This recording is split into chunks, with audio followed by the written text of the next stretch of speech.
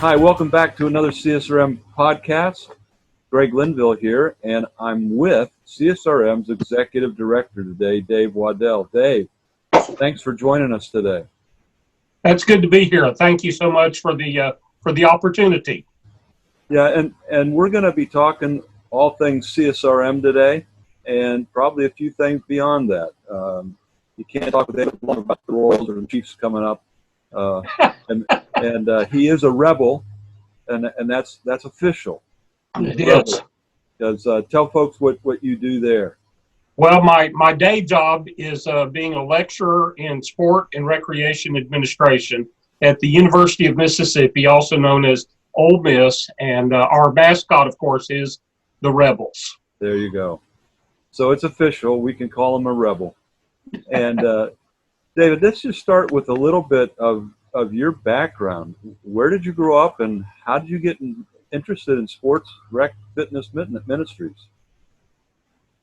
Well, was born in the Kansas City area and played youth sports. Our church had a Little League team, and my claim to fame is playing alongside Rick Sutcliffe, a former Cleveland and Chicago Cub pitcher.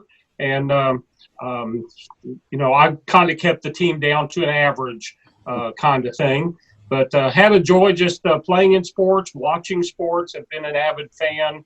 I come at it without having the huge athletic background. I didn't play a lot of sports other than pickup games and church league games and those kind of things.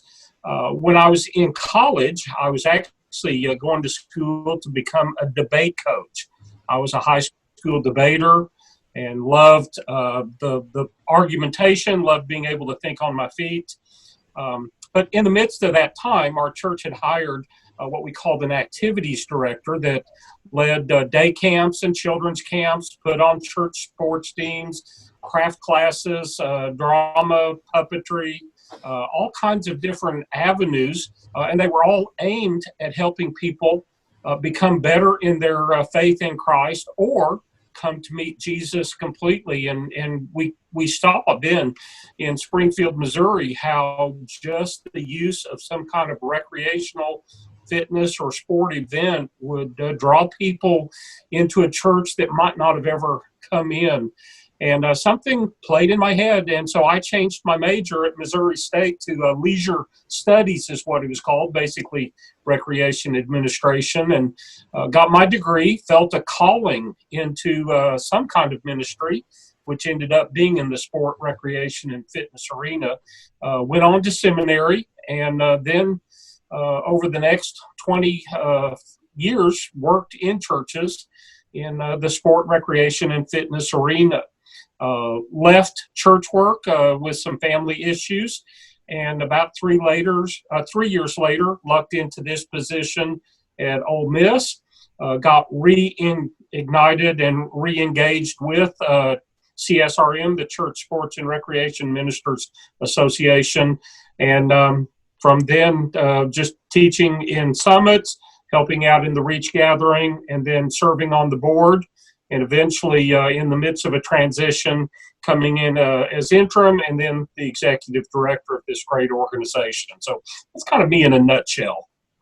Well, absolutely. And I can bear witness to the fact, for anybody that doesn't know you, that you were absolutely one of the best at the local church level. You had phenomenal things going on, and it wasn't just activity, it was actual ministry and outreach. And when you said, yeah, I'll do the executive director at CSRM, I was personally very pleased, and I know the board was as well. And you became in a situation that is real, in some ways, kind of difficult because I did it for a couple decades and didn't do it very well, and you had a big mess to clean up, and you have to keep putting up with me. And I can tell you from all sincerity how much I've enjoyed working with you. It's a really rich pleasure and honor to be able to do that. And so you've been now, what, a little over 2 years? Yeah. I lose track. Okay. And so what do you think when looking back, will people say was really significant about your tenure here? What has happened? Well, I think one thing, and I'll point this out in a prefacing kind of way. My mother has always prayed that God would put people in my life to keep me humble. And I've actually asked her to stop, because that seems that all God does is put people in my life to keep me humble. But every position, every ministry position I've ever taken on, I followed someone that had a long tenure and was very popular. And so I had to learn early on to get control of an ego, that you may be running the shots, but someone else may still be the face of the ministry. And Greg, kudos to you. You have not allowed your ego to step into this, and have really taken the back seat, and made it easier for someone to step in. The other guys I followed have done the same thing. So the transition has been very smooth. I'll point out, just in reference to Greg's ego, if he has an idea, he walks so softly and doesn't even carry a big stick to present the brilliant idea, and then we run with it, or we don't. But he's been a good asset and a good teammate. And it would be stupid of me, it would have been foolish of me to remove someone that had the years of experience in consulting and leading and working with people in this avenue of ministry. So the transition has been smooth, and it's been easy in that regard. But the transition has also come at some goofy times. We had about a 9-month period that someone else was in the position, and it was kind of one of those 40 years in the desert time that Moses did. We were trying to follow a new leader, and he was having some difficulties with other aspects of the ministry, and really felt God calling him into another avenue, probably shortly after he took the leadership reins. And so we worked with him, tried to continue the transition. And so you pointed out assuming a mess. I did kind of assume a mess because of that year of transition, where leadership was maybe not quite where we would have wanted it to be, or even where I think he wanted it to be. And so we've come in that midst of time. We lost some important things. Our organization was generally funded by membership fees, but during that transition time, I think we collected one member fee, and then it just kind of waned. No one saw a benefit in being a member, and so we've had to go down different paths. I'll get to that in a minute with some of our funding needs. But I'll tell you this, in a time when our country has slowed down with closings and with a panic about a pandemic, CSRM has really picked up speed. We've kept going and picked up on some things. And if I can, just let me mention a few of them. One is we brought on a new associate staff member in discipleship and mentoring. Wes Bryant, fabulous personal coach, is going to step in.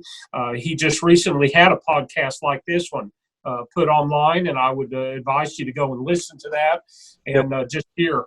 Go ahead, Greg. We just featured him the last couple podcasts, and anybody that would like to get those, just go to our website. All these podcasts are archived. We've got hundreds of hours of things, and whether you're using it for a class or for personal growth, or maybe something on a particular topic to share with your staff, and your whole staff watches it, it is both audio and video. And so Wes Bryant has just joined as an associate staff person, and he's going to be working with anybody who would like to have help with life coaching, mentoring kinds of things. But keep going, Dave. Well, it's a valuable asset because so many times it's in sport, recreation, and fitness events that we get the opportunity to really work on the heart of a person. People will open up in recreational and sporting events more so than they do in some other avenues of ministry. And so Wes, I think, can help leaders, whether they're paid or volunteer, in taking people to that next step in disciplining their own life. And so he's a valuable asset. We've also added a young lady by the name of Dominica Detweiler, who's going to assist the Overwhelming Victory arm of our ministry with some marketing. And I always think back to the movie Field of Dreams, when the ghost of shoeless Joe Jackson says to Ray Kinsella, "If you build it, he will come."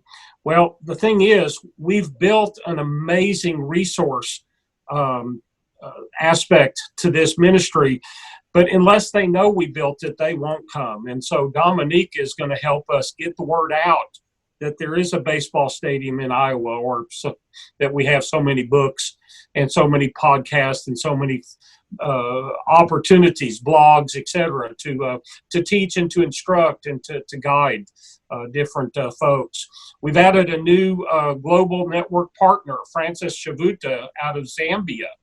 And I got to tell you something. I've had some monthly meetings with these international sports ministers. You want to talk about inspiring. You want to talk about motivating. These are folks that are on the front line of the battle against Satan. And I'm telling you what, they are excited and they are enthused. They work with a great international director that we have, and it's just exciting. And then finally, Bradley Barnes, one of our former international staff, has been promoted to be the Continental Director of Africa. Bradley is a very visionary leader, an amazing leader, and he will actually kind of be our arm in the continent of Africa, helping sports ministries there train and learn how to do some things. So slow down, not us. We're still rolling. And what we find is the addition of people that have a love and a passion for a particular ministry, they work harder than anyone else. And so it's been a joy. Yeah, it's been an exciting time all in all, hasn't it? Let's just pause for a moment.